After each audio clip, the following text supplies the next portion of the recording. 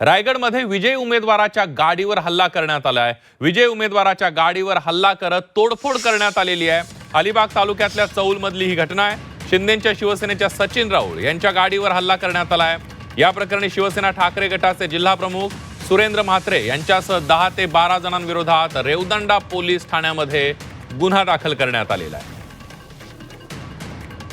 अधिक माहितीसाठी जाऊया थेट रायगडला। आपले प्रतिनिधी प्रफुल्ल पवार आपल्या सोबत आहेत। प्रफुल्ल, नक्कीच काल रात्रीची ही घटना आहे। काल आपण बघितलं जिल्हा परिषद निवडणुकांचे निकाल लागले आणि त्यात अलिबागमधून तौल मतदारसंघातून शिवसेना शिंदे गटाचे सचिन राऊळ हे विजयी झाले आणि त्यानंतर कार्यकर्त्यांमध्ये एक आनंदाचं वातावरण होतं आणि रात्रीच्या सुमारास ते मंदिराच्या देवीच्या दर्शनासाठी निघाले असताना वाटेत शिवसेना ठाकरे गटाचे जे कार्यकर्ते आहेत त्या कार्यकर्त्यांनी त्यांची गाडी अडवून त्या गाडीची तोडफोड केली। कार्यकर्त्यांना बाहेर काढलं आणि त्यांना मारहाण केली।